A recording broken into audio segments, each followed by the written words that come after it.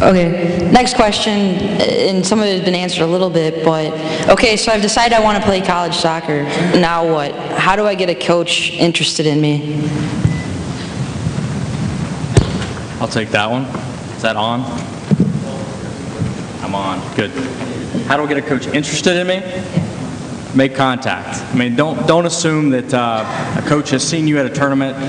I was at a tournament, you're at a tournament, I saw you play, and I'm going to contact you. Don't assume anything. I say communicate as much as possible, over-communicate, I think. Send as many emails as possible. You guys may not agree with that. But they go to the assistant coaches anyway, right? So you guys. So I would say just communicate. If you're really interested in a university, you've decided, hey, this is a school I'm interested in, communicate with them and let them know, hey, these are the tournaments I'm going to be at, whether you know they're going to be there or not. We're going to be there. I hope if you're there, you'll come see us play. Let your coaches know where you're interested in, because a lot of times we can't, if you're younger, if we're recruiting sophomores, I can't call you or email you as a sophomore and tell you that I'm interested in you. So if you let your coaches know who you're interested in, they can make contact, or if I happen to contact them, they'll say, oh yeah, she mentioned that she might be interested in your university. And that kind of helps the communication process a lot. So I would just say over-communicate with those coaches and schools. I would also say go to camp. There are a billion camps out there. I would say 90% of them probably aren't worth your time to go to anyway.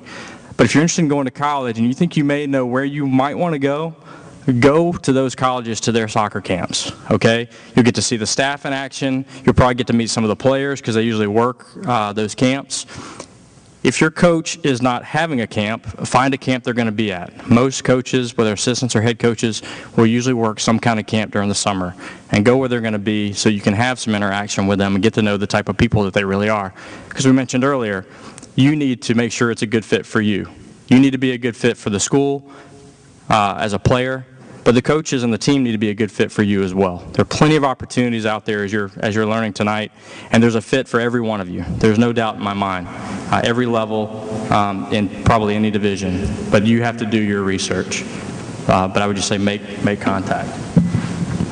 And just to add to that a little bit, if you received an email from one of us that said, "Dear player, I got your name out of a list of club players in a book I was sent, and I'm interested in you coming to play," you kind of go, okay, great.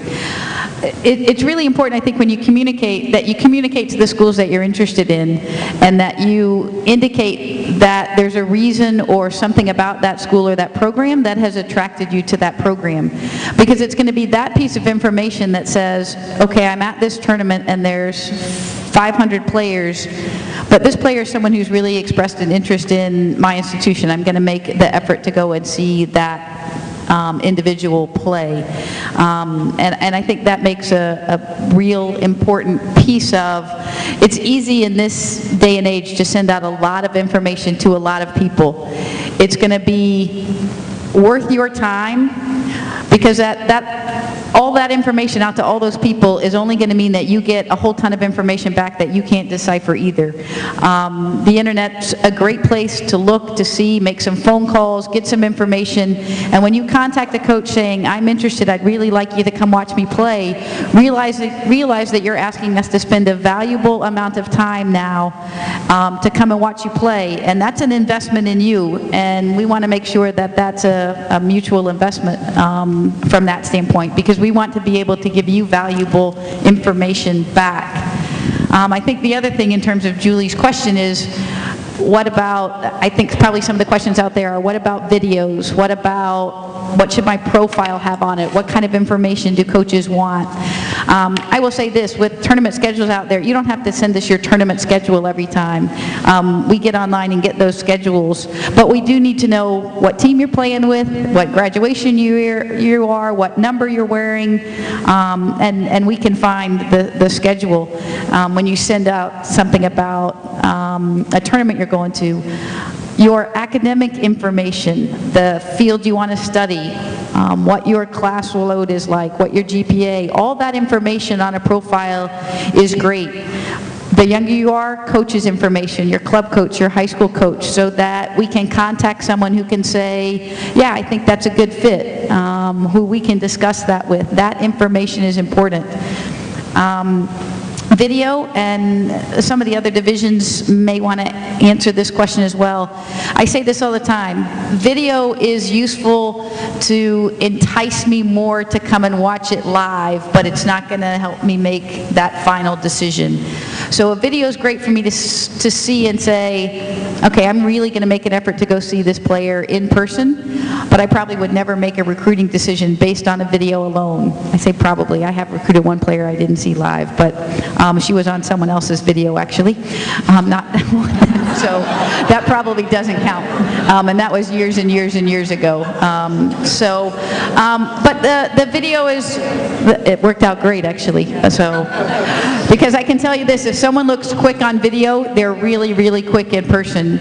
Video doesn't do a lot of players justice, I will be honest. So I will tell you this, and I hope there's not anyone from one of these services. I wouldn't pay a whole ton of money to make this great video, with all the, if you're good at the video, Bergstrom over here is a great videographer. I know she does a lot of good stuff.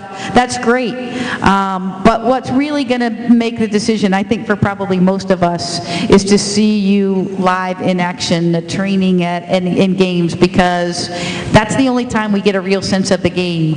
I can get a videotape, and I have no idea what the opponent's like, and you might school someone 16 times, and she may have been a national team player, but I don't know that. So I don't really get a reference of how fast that game was or what the game was like. And so video is really hard to make those kinds of decisions on. So more important is your interest and our ability to get to see you play live. And I would say this, every time you send an email or a piece of information, I would put your graduation year on it, because the rules change as graduation years change, and it's really helpful to us to always have that piece of information.